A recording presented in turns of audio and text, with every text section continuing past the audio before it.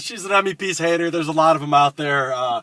She's probably got more. She's probably had a better day on and off the field than Michigan football, but we don't need to get into that right now. But we do need to get into. Roll on Bears. Yeah, and you guys are headed on your way home. No, this is bath time right now. Oh, okay. Well, a scandalous week one MEP's top 7, part A. Obviously, we only got one big game this week. We'll get into that in a second. Have you been keeping up with all of my excessive amount of posts in the beginning of the preseason blog here? All the email updates, yes. The rankings and the comments with them. Okay. Anything stand out that you're mad about, other than the fact that I'm hating on a few teams that I usually hate on? Nothing that I'm mad about.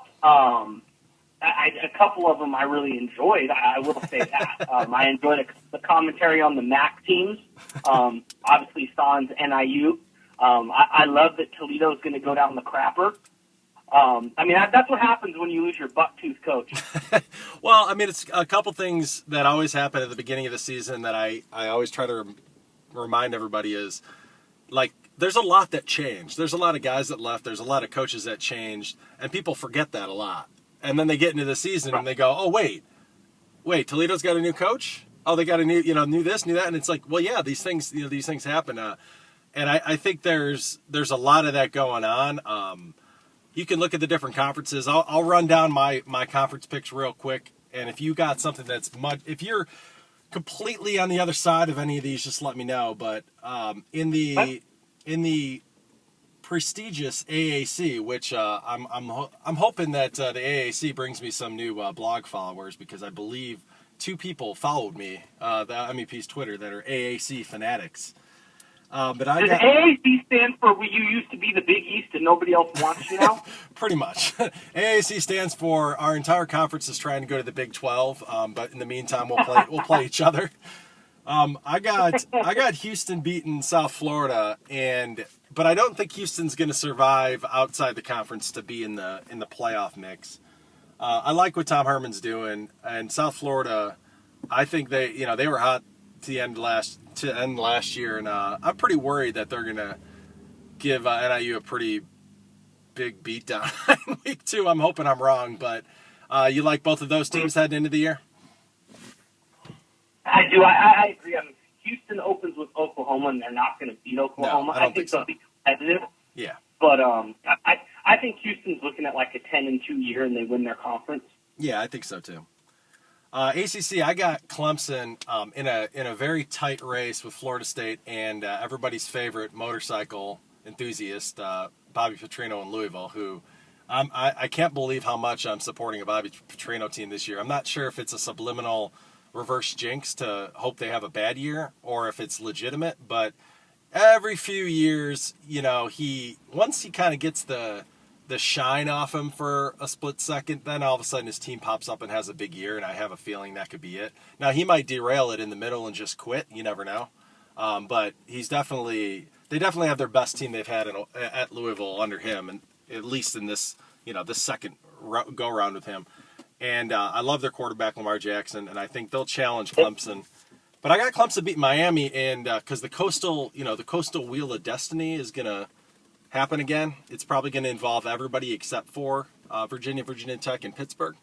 But I think Mark Richt's going to do a good job. Kaya's a good quarterback. You think Clemson and Miami are going to have decent years? I don't know as much about Miami. Right. I do. I think Clemson runs away with the ACC. Lamar Jackson's a beast. I watched his bowl game. This pains me to give him any credit at all, but Bobby Petrino is a good coach. That's why people put up with him. But then the part of me that hates him so much, I can't be objective to tell you that Louisville is going to be good because it just hurts too much. So I admit I'm the wrong guy because I'm too skewed to give his team any credit at all. So I put it out there. But Clemson's loaded, and their schedule, outside, obviously they got a couple.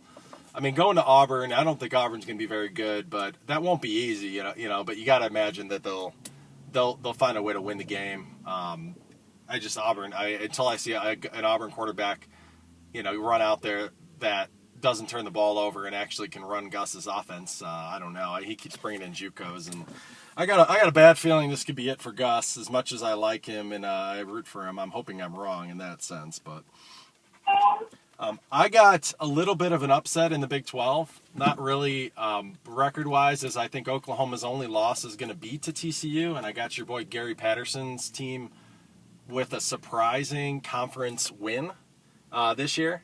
Wow.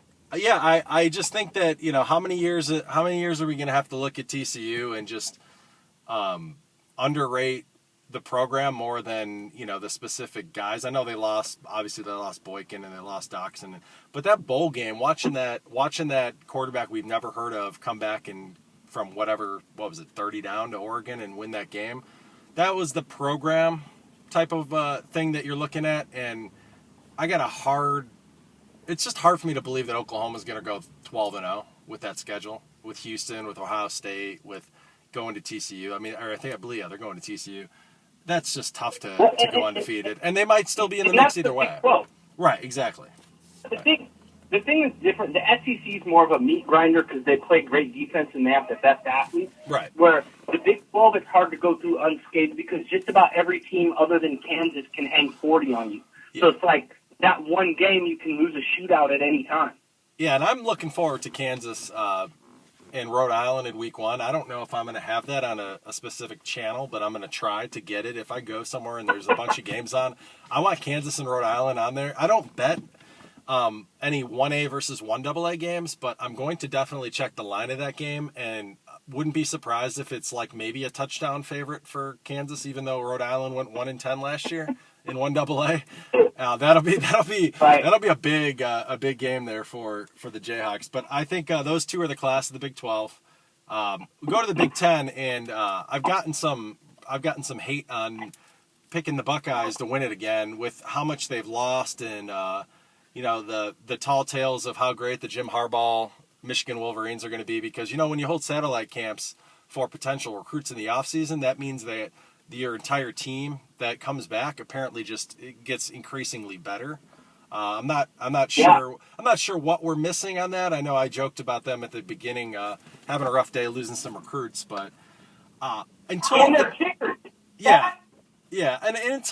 I see John O'Korn, who started at Houston as a freshman, was pretty decent, then got benched as a sophomore, and sat out obviously a year last year at Michigan. Until I see that guy, start throwing the pill around and winning ball games for him, it's hard for me to fathom that this is a 10 or 11 regular season win team. I know people are pointing at the fact that Ohio State and Michigan State obviously are breaking in a lot of new guys, but are we to not believe that those teams have more talent than Michigan still, and that have, in Ohio State's case, they have a quarterback that's obviously won a national championship, not the national championship game, but was in a large chunk of that season. It's hard to bet. It's hard to bet against them at this point. And in the Big Ten, what is it? I don't know. Is it losers division or whatever the hell it is? The other one where it's just a whole bunch of shit.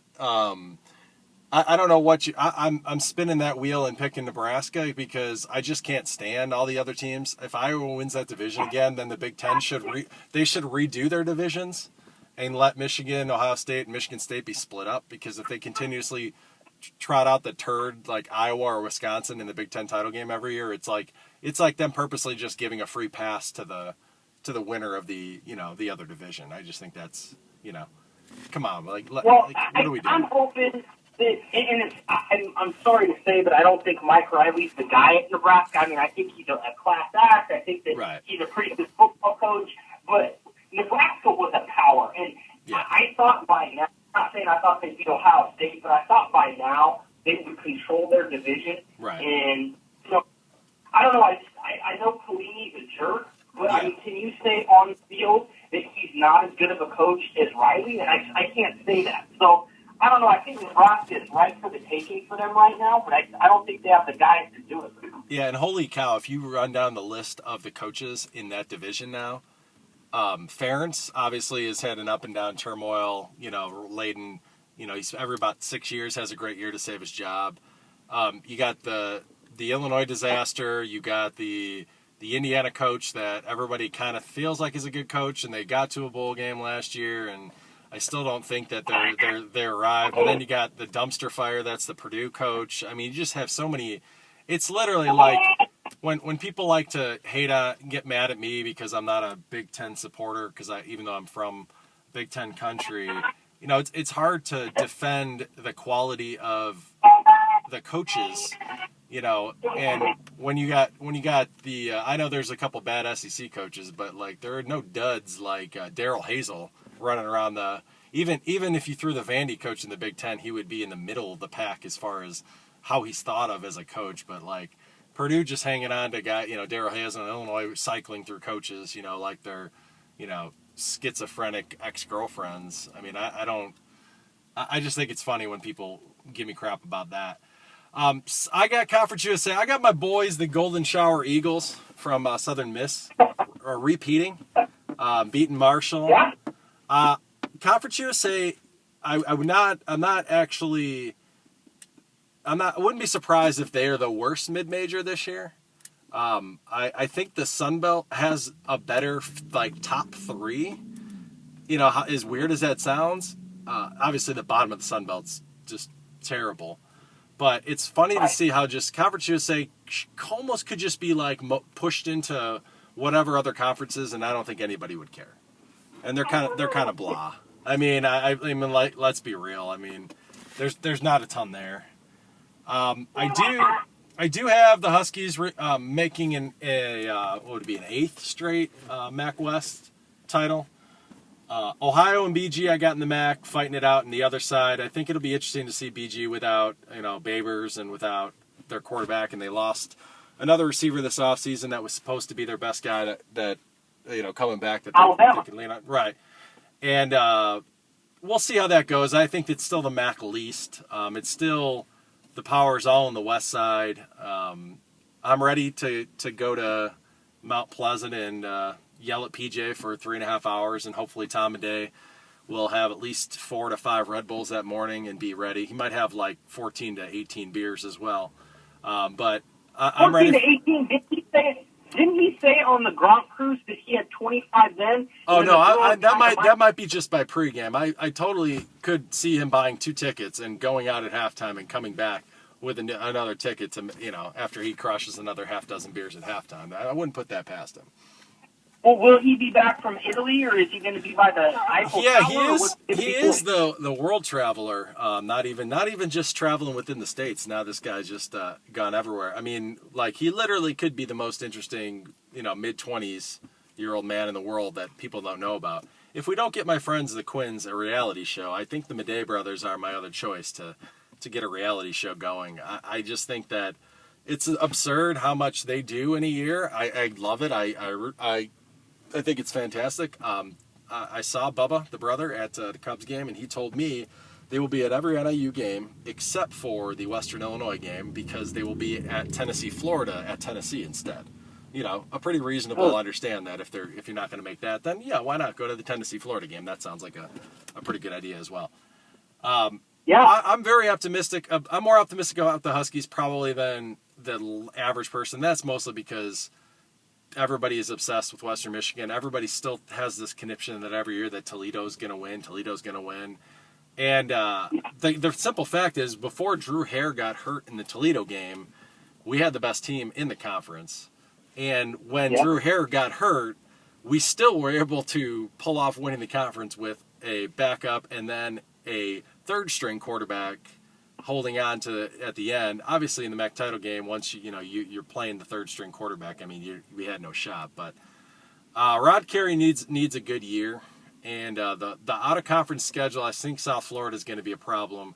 But I mean, San Diego State, that's a 50-50 game, and none of the. I mean, I don't like the fact that we're playing Toledo at freaking U.S. Cellular White Sox Park, which is, I think, stupid in the middle of the week, but there's only going to be about 8,000 people there to see it anyway, so I don't think it's going to affect either team too much.